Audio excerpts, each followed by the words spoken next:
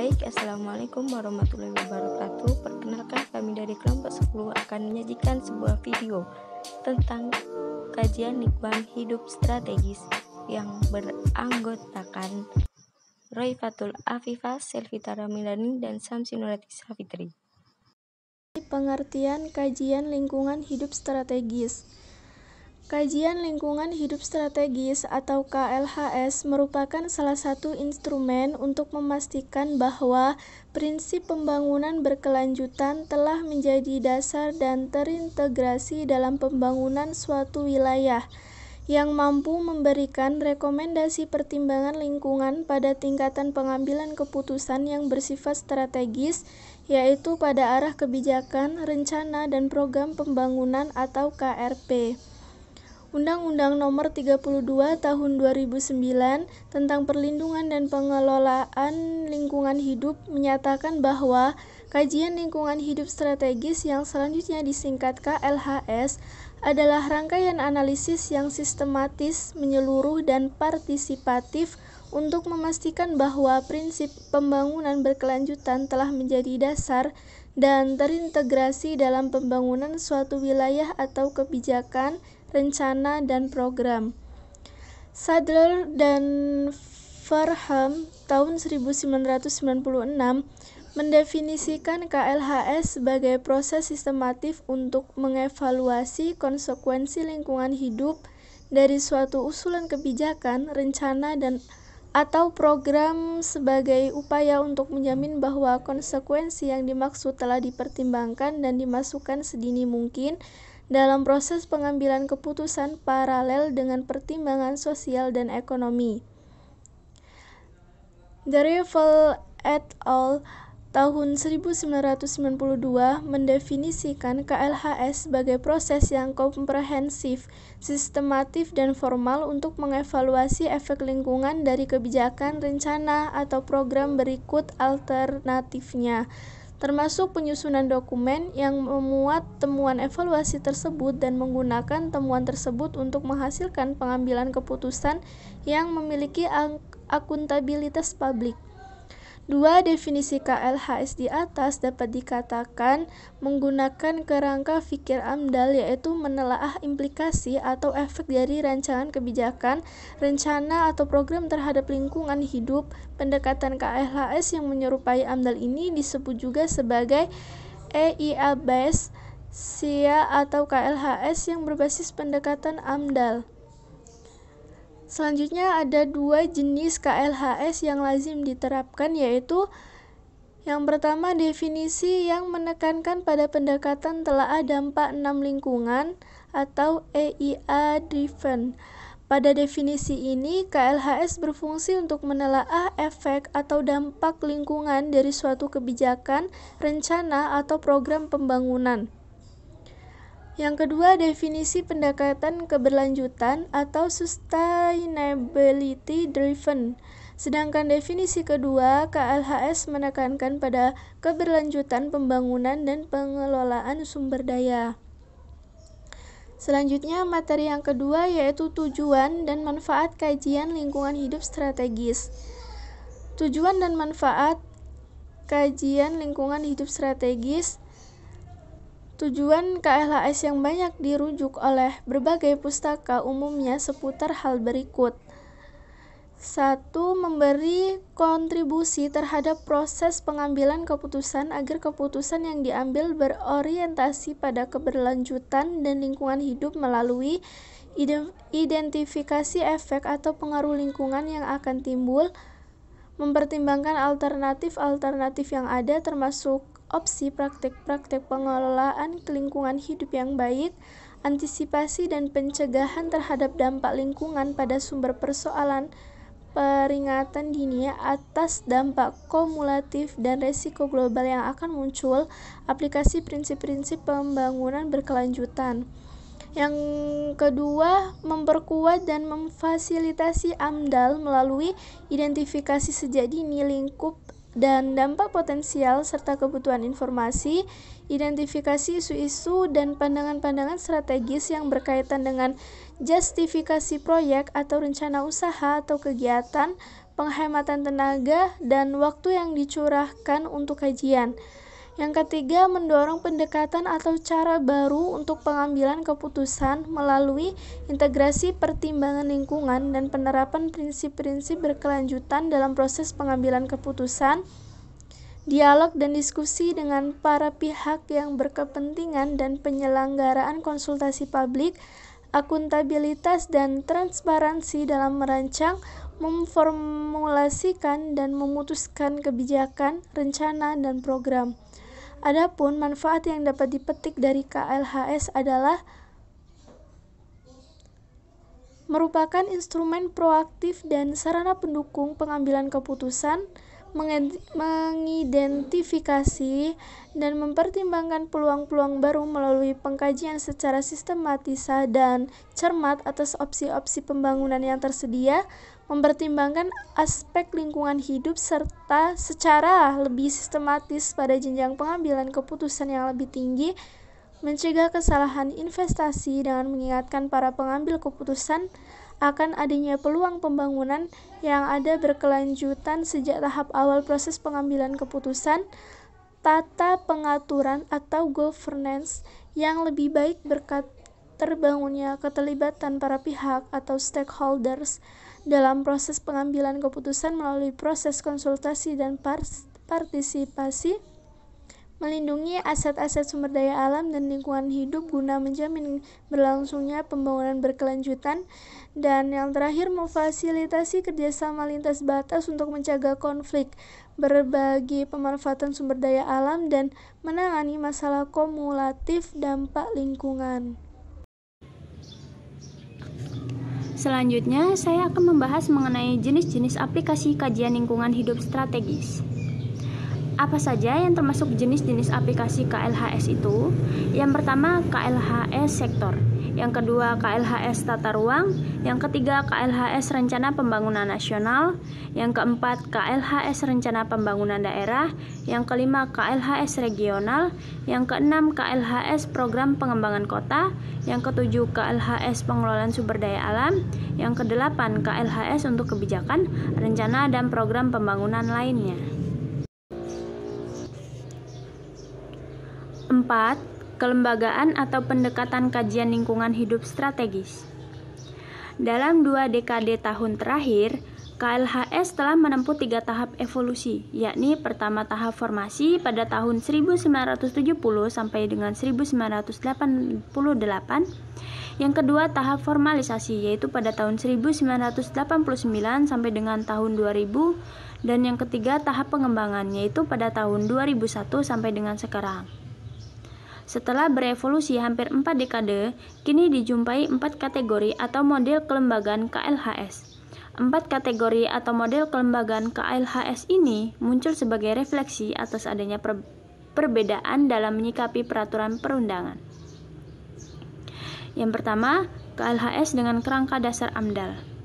Dalam pola ini, KLHS secara formal ditetapkan sebagai bagian dari peraturan perundangan AMDAL atau ditetapkan melalui ketentuan atau kebijakan lain yang terpisah dari peraturan perundangan AMDAL namun memiliki prosedur yang terkait dengan AMDAL. Contohnya Kanada. Yang kedua, KLHS sebagai kajian penilaian keberlanjutan lingkungan atau Environmental Appraisal Style. Dalam pendekatan ini, KLHS diselenggarakan sebagai proses yang terpisah dengan sistem AMDAL dan menggunakan prosedur dan pendekatan yang telah dimodifikasi sedemikian rupa sehingga menyerupai atau memiliki karakteristik sebagai penilaian lingkungan. Pola kelembagaan semacam ini terbentuk karena terkait dengan proses pengambilan keputusan di parlemen atau kabinet. Yang ketiga, KLHS sebagai kajian terpadu atau penilaian keberlanjutan. Dalam pendekatan ini, KLHS ditempatkan sebagai bagian dari kajian yang lebih luas yang menilai atau menganalisis dampak sosial, ekonomi, dan lingkungan hidup secara terpadu. Walau masih terus mencari bentuk, pola kelembagaan semacam ini mulai dikembangkan oleh Komisi Eropa, Inggris, dan Hong Kong. Sehingga banyak pihak yang menempatkan model kajian ini bukan sebagai KLHS, melainkan sebagai Integrated Assessment for Sustainability Assurance (ISA) atau Sustainability Appraisal. Yang keempat, KLHS sebagai pendekatan untuk pengelolaan berkelanjutan sumber daya alam. Mengingat 4 pendekatan atau kelembagaan KLHS tersebut satu sama lain saling terkait atau tumpang tindih, maka 4 pendekatan tersebut lebih tepat dikatakan sebagai spektrum pelembagaan pendekatan KLHS. Dengan cara pandang ini, terlihat adanya pergeseran pendekatan KLHS, yaitu dari yang semula spesifik dan memiliki prosedur yang terpisah ke pendekatan terpadu, di mana secara substansif dan prosedural KLHS merupakan bagian dari produk kebijakan atau rencana maupun penilaian yang lebih besar. Pergeseran pendekatan KLHS tersebut secara grafis dapat digambarkan dalam satu kontinum. Di ujung kontinum yang satu, KLHS masih berorientasi untuk menjamin keberlanjutan sementara. Di ujung kontinum yang lain, kajian dititik beratkan pada penilaian terpadu faktor lingkungan, sosial, dan ekonomi secara seimbang. Melihat perkembangan yang telah diutarakan, tampak bahwa pendekatan KLHS yang tepat untuk Indonesia tidak dapat dibatasi hanya pada pendekatan yang berbasis AMDAL atau EIA Mainframe atau EIA Based SIA. Atau dengan kata lain, pendekatan yang tepat untuk KLHS di Indonesia harus kontekstual, disesuaikan dengan yang pertama kondisi sumber daya alam dan lingkungan hidup yang menjadi fokus kajian, yang kedua lingkup dan karakter KRP pemerintah pusat, provinsi, kabupaten maupun kota yang akan ditelaah, yang ketiga kapasitas institusi dan sumber daya manusia aparatur pemerintah, dan yang keempat adanya kemauan politik yang kuat untuk menghasilkan KRP yang lebih bermutu. Baik, materi selanjutnya yaitu studi kasus. Pembangunan pabrik semen di Kabupaten Rembang, kawasan Pegunungan Kendeng Utara, Kars merupakan topografi unik yang terbentuk akibat adanya aliran air pada berbatuan karbonat, biasanya berupa kapur, dolomit, atau marmer. Proses geologi ini terjadi selama ribuan tahun menghasilkan permukaan yang luar biasa, mulai dari pembentukan lubang-lubang vertikal, sungai-sungai dan mata air bawah tanah, hingga gua dan sistem drainase bawah tanah yang kompleks. Sumber daya Kars dapat disebut sebagai sumber daya yang tidak terbarui karena memerlukan waktu hingga jutaan tahun untuk membentuk bentang lahan tersebut.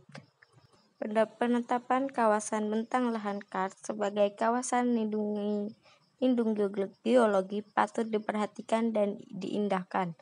Kawasan Kars ditetapkan sebagai kawasan lindung geologi melalui Peraturan Menteri Energi dan Sumber Daya Mineral Nomor 17 Tahun 2012 dan Peraturan Pemerintah Republik Indonesia Nomor 26 Tahun 2008 tentang Rencana Tata Ruang Wilayah Nasional, bahwa kawasan Kars merupakan kawasan yang dilindungi karena memberikan perlindungan terhadap kawasan bawahannya. Salah satu kawasan-kawasan Kars yang terdapat di Jawa Tengah adalah kawasan Pegunungan Kendeng Utara Kars yang terbentang luas dari Kabupaten Grombongan di bagian selatan Rembang, Blora hingga Kabupaten Pati di bagian utara.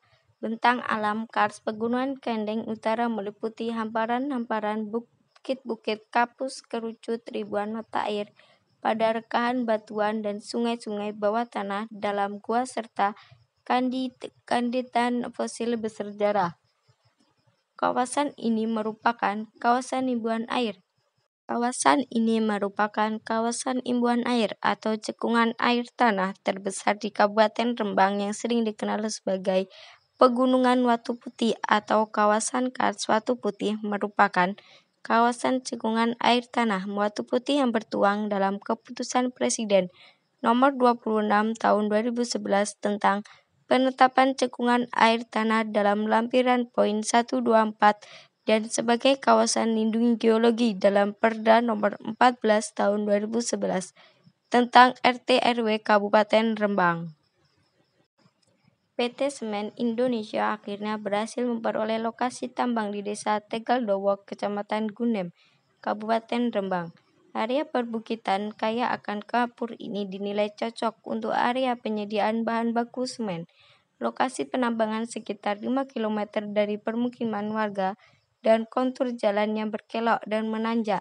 Sepanjang jalan dari desa Tegaldowo menuju lokasi penambangan, tebing di kanan kiri jalan memang bertembok batu kapur warna abu-abu dan putih.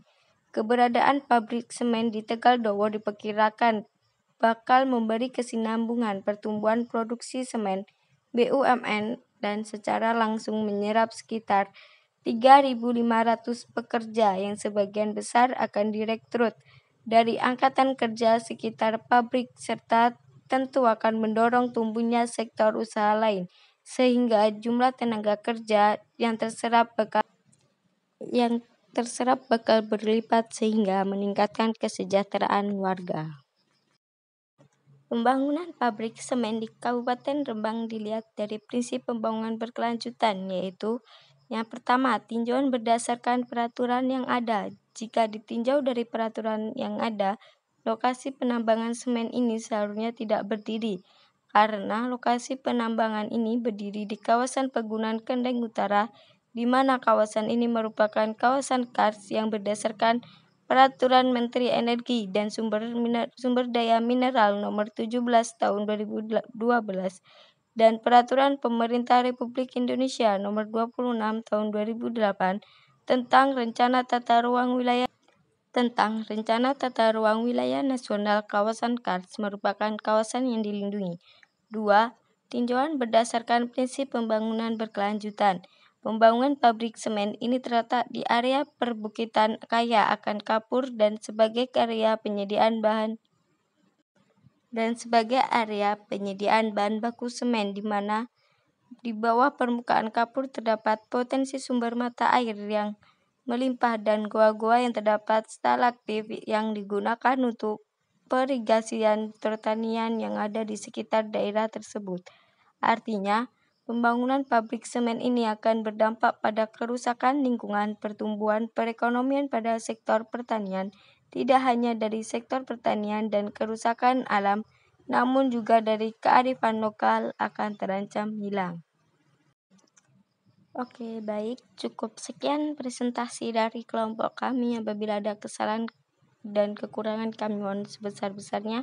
Kami akhiri. Wassalamualaikum warahmatullahi wabarakatuh.